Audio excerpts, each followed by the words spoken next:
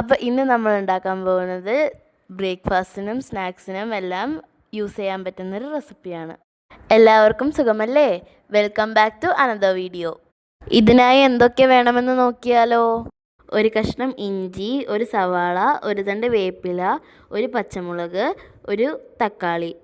ഇതെല്ലാം കഴുകി വൃത്തിയാക്കിയതിനു ശേഷം അരിഞ്ഞെടുത്തിട്ടുണ്ട്. ഒപ്പം ഒരു കപ്പ് കപ്പലണ്ടിയും. ഇനി ഇതിലെ മെയിൻ ഇൻഗ്രീഡിയൻ്റ് എന്താണെന്നറിയോ? ഇതാണ് ആ ഇൻഗ്രീഡിയൻറ്റ്, അവലാണ്.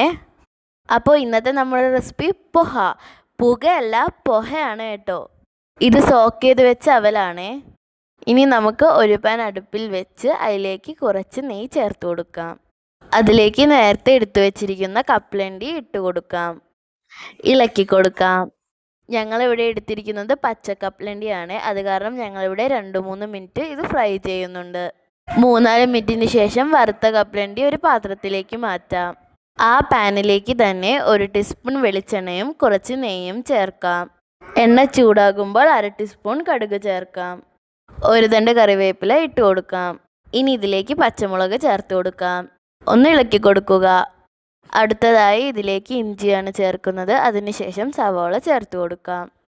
അപ്പം ഞങ്ങളുടെ ചാനൽ ഇഷ്ടമായെങ്കിൽ ഞങ്ങളുടെ മറ്റു വീഡിയോസ് കണ്ട് ഞങ്ങളെ സപ്പോർട്ട് ചെയ്യണേ. കൂടെ സബ്സ്ക്രൈബ് ചെയ്യാനും ലൈക്ക് ചെയ്യാനും ഷെയർ ചെയ്യാനും മറക്കല്ലേ. ഇനി അടുത്തത് തക്കാളിയാണ് ചേർത്ത് കൊടുക്കുന്നത്. പുളിയുടെ അളവ് കൂടുതൽ വേണമെങ്കിൽ തക്കാളിയുടെ വലുപ്പം കൂട്ടാം. ഞങ്ങളിവിടെ ഒരു കുഞ്ഞിയ തക്കാളിയാണ് ചേർത്ത് കൊടുക്കുന്നത്. ഇനി ഇതിലേക്ക് ആവശ്യത്തിനനുസരിച്ച് ഉപ്പ് ചേർത്ത് കൊടുക്കാം. ഇതൊരു ഹെൽത്തി ആൻഡ് ടേസ്റ്റി സ്നാക്സ് ആണ്. എല്ലാവർക്കും ഇഷ്ടപ്പെടും. ഈ റെസിപ്പി നിങ്ങൾ ഉണ്ടാക്കാറുണ്ടെങ്കിൽ കമൻറ്റ് ചെയ്യണേ. ഈ രീതിയിൽ തന്നെയാണോ ഉണ്ടാക്കാറ്?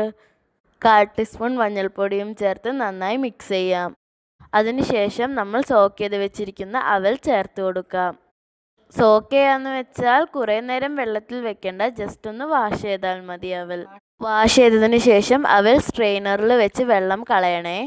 അവൽ ചേർത്ത് കൊടുത്തതിന് ശേഷം നന്നായി മിക്സ് ചെയ്യണേ.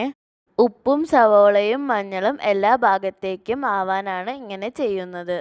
കൂടുതൽ സ്പൈസി ഇഷ്ടമാണെങ്കിൽ പച്ചമുളകിൻ്റെ അളവ് കൂട്ടാമേ. നന്നായി സോട്ട് ചെയ്തതിന് ശേഷം നേരത്തെ ഫ്രൈ ചെയ്ത് വെച്ചിരിക്കുന്ന കപ്പലണ്ടി ചേർത്ത് കൊടുക്കാം. നന്നായി ഇളക്കി കപ്പലണ്ടി എല്ലാ ഭാഗത്തേക്കും ആക്കി കൊടുക്കുക. മല്ലിയില ഇഷ്ടമാണെങ്കിൽ കുറച്ച് മല്ലിയില വിതറിക്കൊടുക്കാം. ഇളം ചൂടോട് കൂടി കഴിക്കുമ്പോഴാണ് ഇതിന് ടേസ്റ്റ്. എല്ലാവരും ട്രൈ ചെയ്യണേ.